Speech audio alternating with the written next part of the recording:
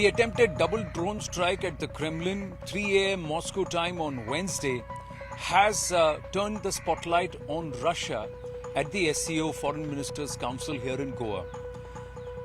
The Russian Foreign Minister Sergei Lavrov arrived early Thursday morning. Around 7:25, he was at the venue of the SCO Foreign Ministers Summit, that's the Taj Exotica at Calvado in Goa.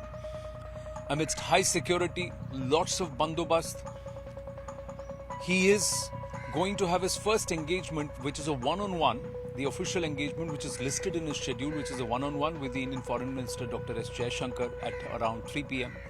Thereafter, he has an interaction with the Chinese Foreign Minister Qin Gang, and at around 6:30 he is scheduled to have a one-on-one with the Pakistan Foreign Minister Bilawal Bhutto. Now, Russia and what its response will be, someone would want to give perhaps venture out and hazard a guess that Russia will now undertake a calibrated, increased offensive in Ukraine. But the questions to Sergei Lavrov would be that why is it that Russia believes it was an attempt to assassinate President Vladimir Putin? What is Russia going to do? Is it going to further escalate the war? But are these the questions that Sergei Lavrov actually wants to be asked? The questions that one would want to ask Russia is it now going to be further determined to push the de-dollarization exercise and move, which now, along with politicians, even the business community across various countries around the globe are seriously considering, saying that they need to get rid of the American dollar terror. Russia has effectively been able to engage with multiple nations. It already has an ongoing arrangement with China. Is it going to encourage? And word is that it also has an engagement with Iran. There is an understanding in the past which it has had with India. Will all these now further bring the SCO nations to come to a mutually agreeable transaction point of view or transaction currency base, which will be beside the dollar? So will SCO nations now slowly start collaborating economically, and will Russia want to champion this? The other aspect that stands out is the cooperation on terrorism, cooperation in trying to provide intelligence. Here, multiple nations within the SCO have their own vested interests and agendas to push, but overall, nobody wants terrorism to emanate from their soil, nor do they want terrorism, acts of terror perpetrated on their soil. Now, as far as connectivity is concerned, Russia, the whole fight with Ukraine and the whole aggression towards Ukraine is to secure access to warm waters, the Sea of Azov and Black Sea, and direct access for Russia. Now, till that is secured, Russia has to look at land routes to trade. There are many nations all across Asia, Central and South, through which can be accessed via land routes. The most important connection that will be provided will be by the Chinese, and that's why the Russia-China proximity is increasingly evident. China, will it use that to try and further extract more cooperation from some of the other nations is important. Can India and Russia connect directly? The market size that India is, the vibrant growing economy that India is, Russia would want to tap into it.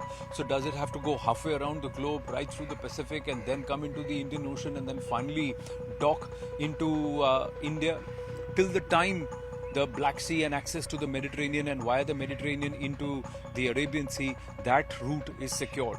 So the other option is land route, and the nations that come into play there, Uzbekistan, Kazakhstan, Tajikistan, Kyrgyzstan, and of course Pakistan, Afghanistan, China, and then India. So that's the route. So will there be some amount of cooperation among all these nations, SCO nations, that this route needs to be secured, and no matter what the escalation among some of the member nations, irrespective of what bilateral issues, trade should not suffer. Ladies and gentlemen, the entire game today of hegemony or dominance is purely on the basis of economics. Russia is feeling the pinch, but Russia has also decided to stand up, and in spite or despite of sanctions, it is wanting to grow. Why do we think that Iran wants to be an active member of the SCO? There are nations which have suffered under the dollar hegemony, which now want a counter narrative. They want a counter option. They want an alternative option. And there are other countries across the world who have had enough of America's bullying. Now, this is a perspective.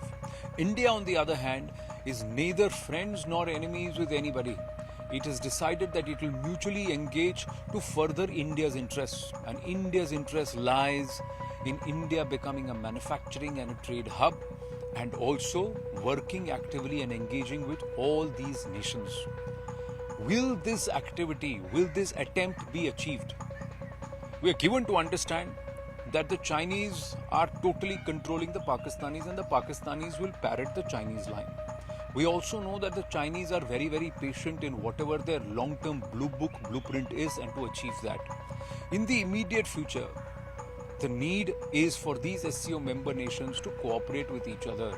India as the chair is trying to push for economic cooperation, because unless nations are sound economically, they will not have the ability to fight back.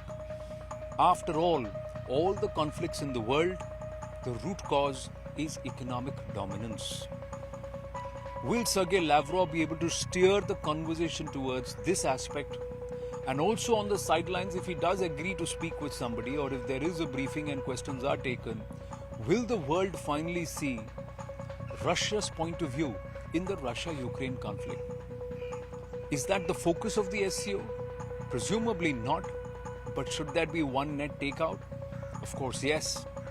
And it will just get a little more spiced up if while Lavrov is on Indian soil, there is a massive counter-offensive in Ukraine by Russia.